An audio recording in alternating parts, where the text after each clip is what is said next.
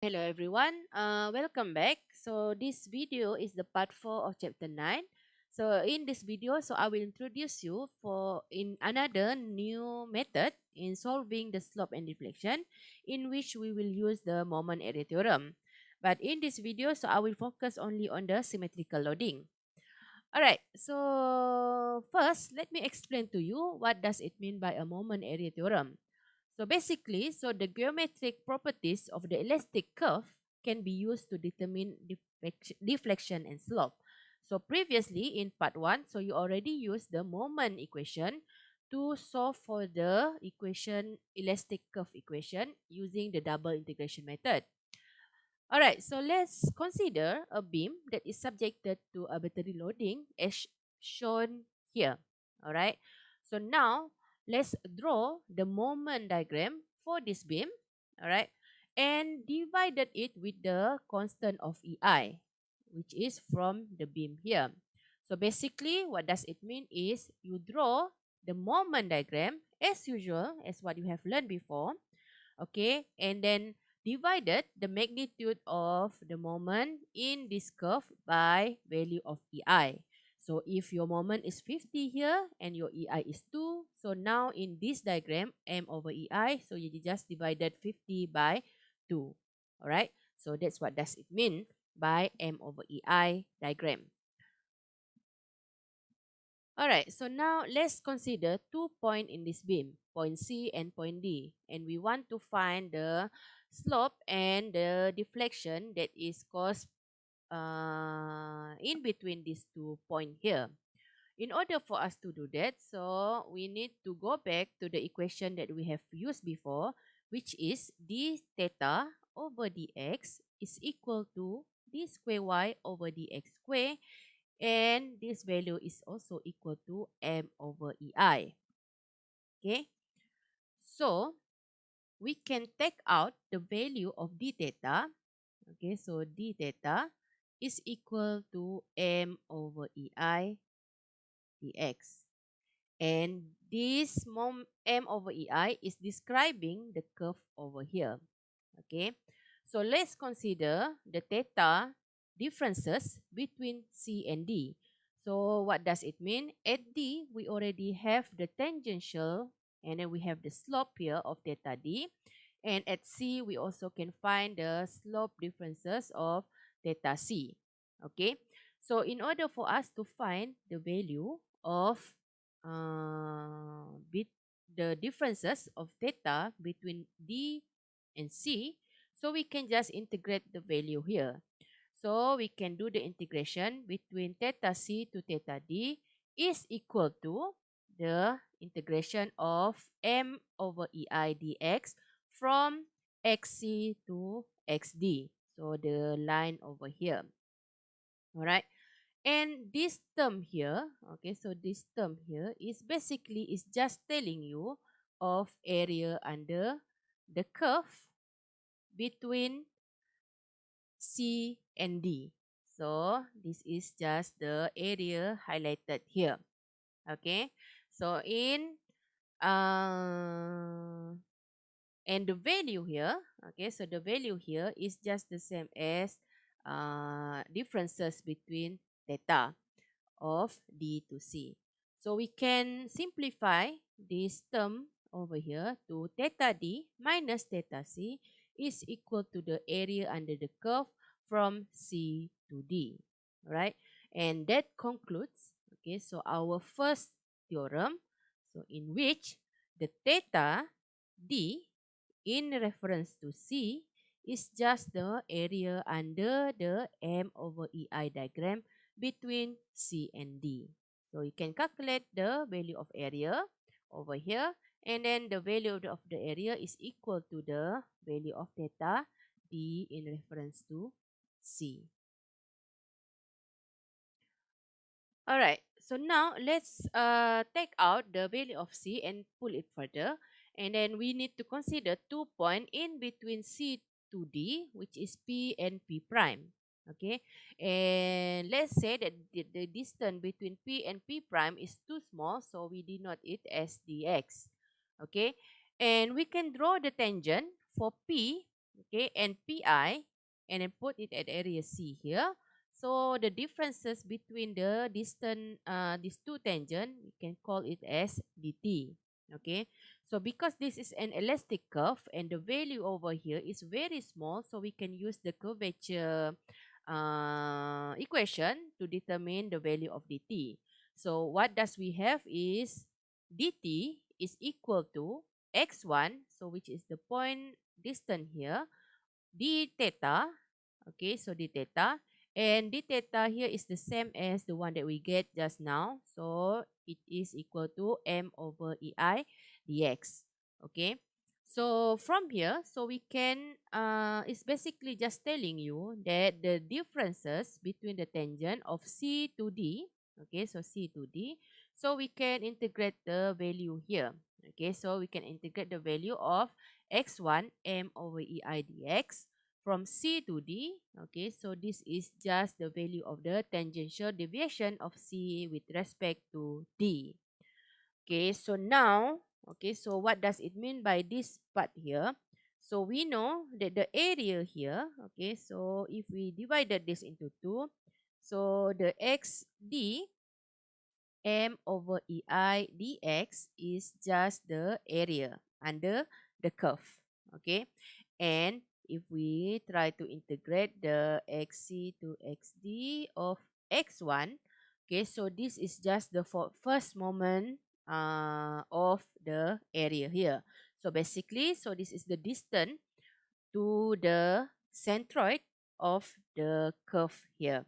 Okay, so the from here, okay, so from this equation here, so we can derive the second moment area theorem, which is equal, okay, so to the first moment with respect to the vertical axis through C of the area under the curve. Okay, so between the C and D. So what does we need to know is we can get the value of T. Okay, so TC to D is equal to x1 bar. Okay, so x1 bar time the area under the curve. Okay, so under curve. So this is the second moment area theorem. Okay, so we can use this to get the value of TCD over here. Okay, so just by deriving this value here. Okay, so this is our second moment area theorem. Okay, so basically, so we need 2 points and 1 point should be our reference point. Okay, so to make it easier for symmetrical loading, so we can choose a point in which one of the reference point will be 0.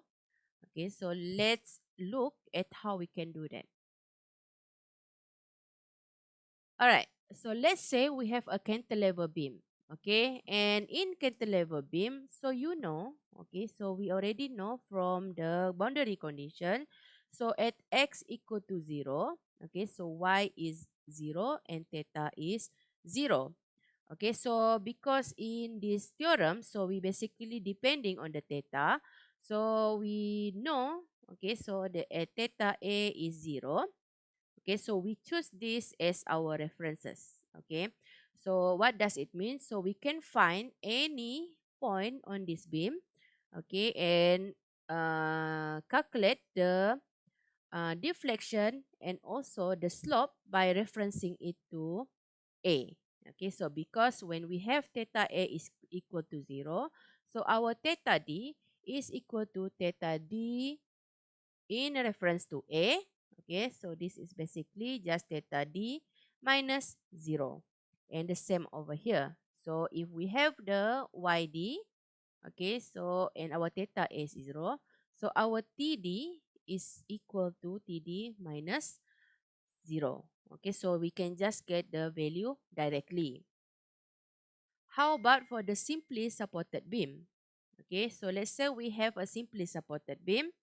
So we know from your previous example, when we have a maximum deflection, okay, so when we have a maximum deflection, so at the y max, okay, so at y max, so if we look at this beam here, so this is our y max, okay, So at y max, theta is 0. Okay, so in this case, theta c is 0. So we need to choose that the value of theta c as our references. So you can pick any point on this line here to be your initial, and then use theta c as your references. So because if our theta c is equal to 0, so our theta b, okay, so will be theta b minus 0. And the same with yb. So yb is equal to tangential difference b minus tc, which is tc is 0. Okay, so that is how you can use this moment theorem to calculate the value of deflection and slope. Alright, so in order to make it easier for you to calculate the area under the curve, so this is the common shape of the moment diagram that you will encounter. Okay, so you can calculate the value of the area. Okay, so for example, if you have a rectangle, so of course the area is just b times h. And the center is just b divided by 2. So you can get the center point, which is over here, starting from the right side of the end of your area of curve. Okay, so the value here. So you can use this table and refer to it if you encounter a difficult shape of your moment diagram. Okay, so basically, so what you need to do in order for you to calculate, okay, so your theta and also your deviation or your deflection is by uh, identify, okay, so the area under the diagram, and also identify the references point. All right, and also we can use the superposition, in which we can draw, okay, 2 or 3 different moment diagram and calculate one by one. Okay, so that's what we call it as a bending moment diagram by parts. Okay, so I will show you an example on how to do this. Okay, so let's try it. Alright, so let's say we have a cantilever beam of AB with the length of 3 meter. Okay, and then it is subjected to a uniform loading of 50 kilonewton and a moment of 90 kilonewton per meter time meter at B over here. Alright, and the value of the constant EI is equal to 10 meganewton meter square. Now, let's determine the slope and deflection at NB using this moment area theorem. Okay, because we have two parts here, so it is easier if we break this down into two. Okay, so let's say, alright, so to make it easier, so we can break down this loading into two parts. Okay, so in which we can take out, okay, so the first part is equal to the cantilever, okay, with the uniform loading, okay, so of 50 kilonewton plus, okay, so the area here where we have a moment of 90 kilonewton. Okay, so you can draw the moment diagram by using the so whatever method that you have learned before. So if we get here, so we know from here, so we have 50 kilonewton. Okay, and we have the moment over here, okay, as 50 times 3 meter. So this is 100 kilonewton per meter time meter. Okay, so we can draw our moment diagram. Okay, because we have 150 kilonewton meter here, so we need negative 150 kilonewton. So this is our moment diagram, newton meter. Okay, so and there is no other loading over here, so we know that over here our moment is 0, and this is just a straight line. Okay, so over here, okay, plus, okay, so we can draw the moment diagram for this part here.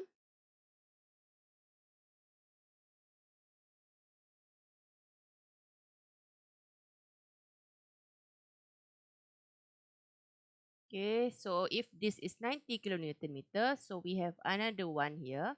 So which is also 90 kilonewton meter. Okay, and there is no other loading or moment in between. So this is just basically just direct. So my 90 kilonewton meter. Okay, and then it's going downward of negative 90 kilonewton. So our M over here is 90 kilonewton meter. Okay, so this is our moment diagram. Okay, but in order for us to solve for the value of the theta, okay, and deflection, so we need to divide this into EI. Okay, so divided the diagram for EI.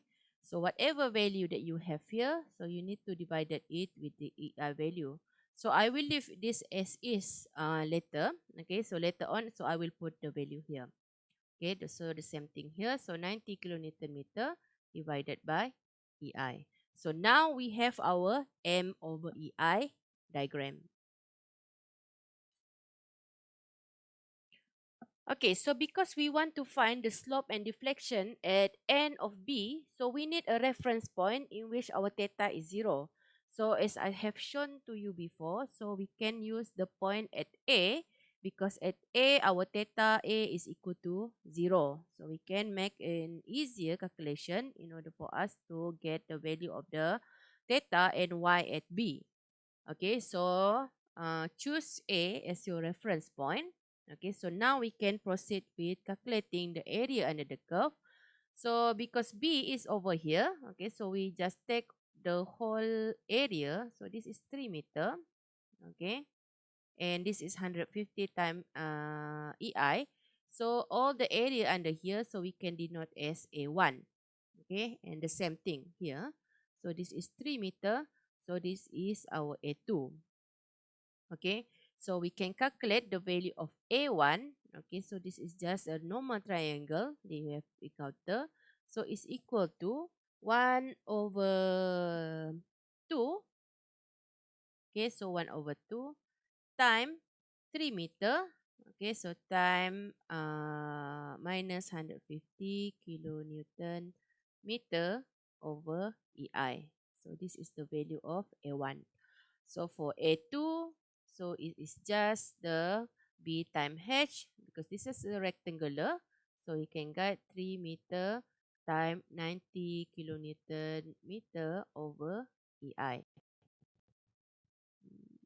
I. Okay. Right. So you can get the value here. So for C, okay, so for finding the deflection, so we need the value of C. So if we look at the table just now, so we know our C is located, okay, so over here, 1 over third, okay, so from the line here, so it is slightly over here, okay, so this is the value of C, so 1 over third from this here, okay, so that's mean if we were to calculate the value of x bar, okay, so our x bar, so we need to calculate it from the right side of the curve. So our x bar 1 over here is just 2 meter.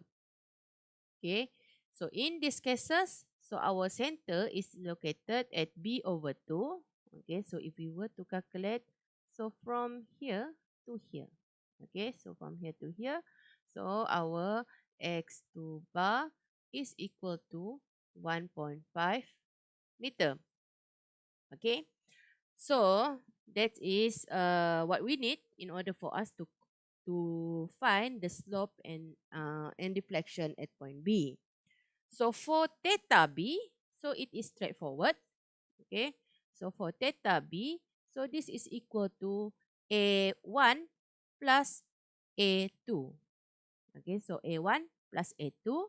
So you can put the value of EI. Okay. So of 10 meganewton per meter here. Okay. So you will get your theta B as 4.5. Sorry. Time 10 to the power minus 3. Okay, and the value here should be reading as radian, in radian.